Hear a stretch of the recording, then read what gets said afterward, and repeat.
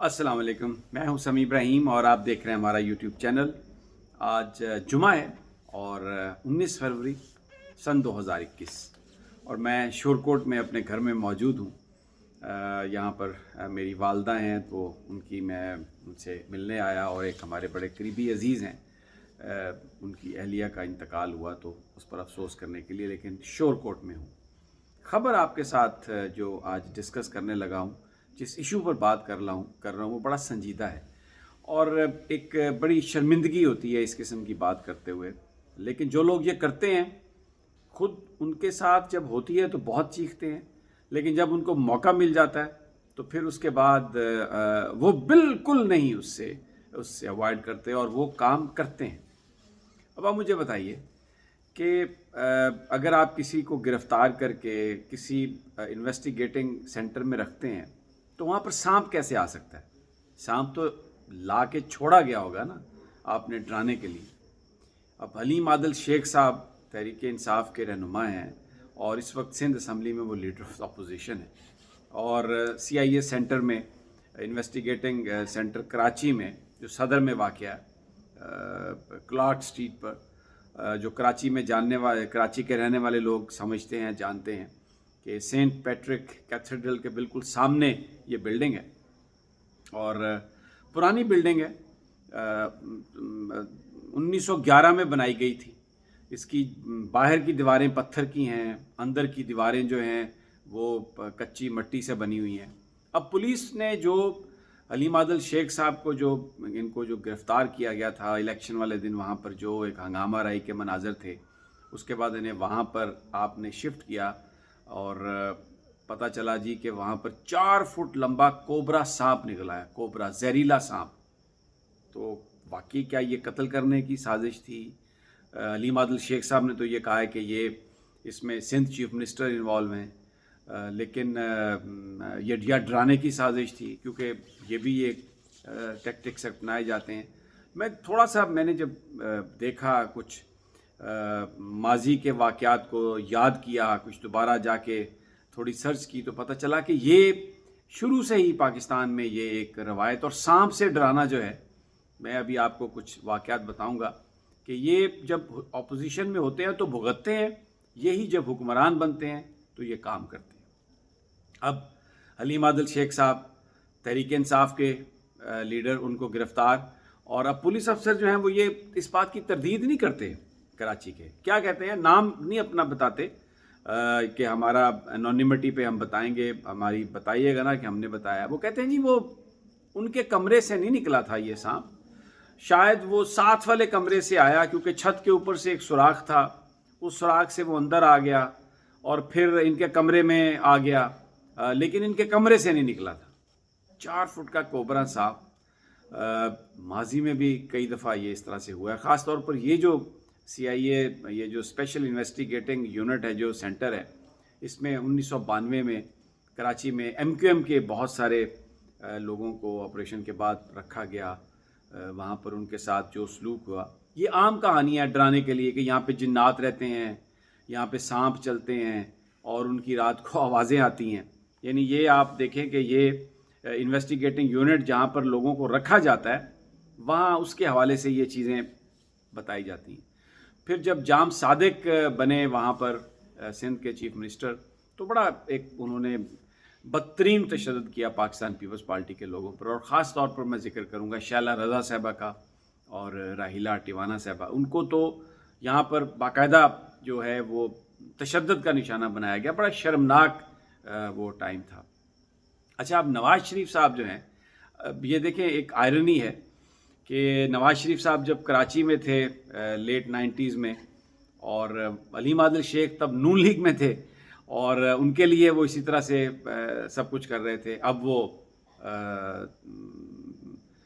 जो peoples party जो है वो नून लीग की तहादी है PDM में, और उन्होंने पकड़ लिया हलीम आदिल शेख को और उनके अब कमरों से सांप निकल रहे हैं, आप देखें ये। अच्छा, नवाज़ शरीफ साहब के साथ भी सांपों का ताल्लुक बड़ा जुड़ा हुआ है। वहाँ पर जब ये अटक किले में थे तो ये कहते थे कि इनके कमरे में सांप छोड़ दिए गए। ख्वाजा आसफ साहब भी ये कहते थे कि इनके कमरे में सांप छोड़ दिए गए। फिर एक और ज़रा थोड़ा सा جیلوں سے میں باہر کا واقعہ آپ کو بتا دیتا ہوں. لاہور میں جب غلام مصطفیٰ کھر نے پاکستان پیپلز پارٹی کو چھوڑا تھا، ذوالفقار علی بھٹو صاحب پرائم منسٹر تھے، تو مصطفیٰ کھر صاحب نے تاج پورہ میں ایک جلسے کا اہتمام کیا اور ایک بہت بڑی ریلی. وہاں پر سانپ پھینک دیے گئے. کسی نے کہا جی مرے ہوئے سانپ پھینک دیے، کسی نے کہا ربڑ کے سانپ، لیکن بھگدڑ مچی اور کئی لوگ اللہ کو پیارے ہوئے. یہ طریقہ کار یہ رہا ہے حکومتی جماعتوں کا. اپوزیشن کے ساتھ وہ اس طرح سے ہی سلوک کرتے ہیں. اور اچھا، اب نواز شریف صاحب کی اپنی جو جماعت ہے، جمشید دستی صاحب کے ساتھ جو کچھ ہوا وہ کوئی بندہ بھول نہیں سکتا. ان کی مجھے یاد ہے جب ان کو عدالت میں پیش کیا گیا، ان کی آواز کانپ رہی تھی، لرز رہی تھی، اور وہ ہاتھ جوڑ کر وہ کہہ رہے تھے چیف جسٹس آف پاکستان سے، میڈیا سے کہہ رہے تھے کہ خدا کے لیے مجھے نکلوا دیں، یہ رات کو میرا جو جیل میں جو کمرہ ہے اس میں یہ سانپ چھوڑ دیتے ہیں اور زہریلے سانپ ہے، اگر مجھے کسی نے ڈس لیا تو میں مر جاؤں گا. اچھا، سانپوں کو جیلوں میں سانپوں کا استعمال جو ہے یہ کوئی نئی بات نہیں ہے. سیاستدانوں کے ساتھ تو حکومتیں جو ہیں وہ کرتی ہیں یہ سب کچھ، لیکن بہت سارے لوگ جن کے مخالفین جیلوں میں بند ہوتے ہیں وہ اپنے مخالفین سے بدلہ لینے کا بندوبست اس طرح سے کرتے ہیں کہ یہ زہریلے کیڑوں سے وہاں پر وہ چھوڑ دیے جاتے ہیں ان قیدیوں کی بیرکس میں جو نشانہ ہوتے ہیں. تو ابھی یہ کوئی بہت زیادہ پرانی بات نہیں، میں چند سال پہلے کی بات آپ کو بتا رہا ہوں کہ سرگودا جیل میں کوبرے کے سانپ، اچھا جیلوں وہ کوبرا کے کاٹنے سے ایک قیدی ہلاک ہو گیا، اور وہاں پر جو لواحقین کا یہ کہنا تھا کہ یہ ایک سازش کے تحت قتل کیا گیا. اب جیلوں سے سانپوں کا نکلنا، اتنے پیسے حکومت خرچ کرتی ہے، وہاں پر جو اندر کی دیواریں ہیں ان کو خاص طور پر کچا رکھنا، کچی مٹی سے بنی ہوئی ہے، باہر پتھر لگا دینے، بڑے بڑے ٹائلیں لگا دینی، سیمنٹ لگا دینا، لیکن اندر جناب اس کے وہ یہ صورتحال ہے کہ کچی یعنی ایک بندوبست کیا گیا ہے، ایک طریقہ رکھا گیا ہے کہ جس میں اگر کسی نے مارنا ہے کسی کو جیل میں، حکومت نے مارنا ہے، یا جو وہاں پر جیسے ایک ساز باز ہو جاتی ہے اور اندر ہی کسی کو ختم کرنا ہے اپنے دشمن کو، تو یہ کوبرے نکل آئیں گے جیلوں سے اپنے سیاسی مخالفین کو ڈرانے کے لیے، اپنے مخالفین کو مارنے کے لیے.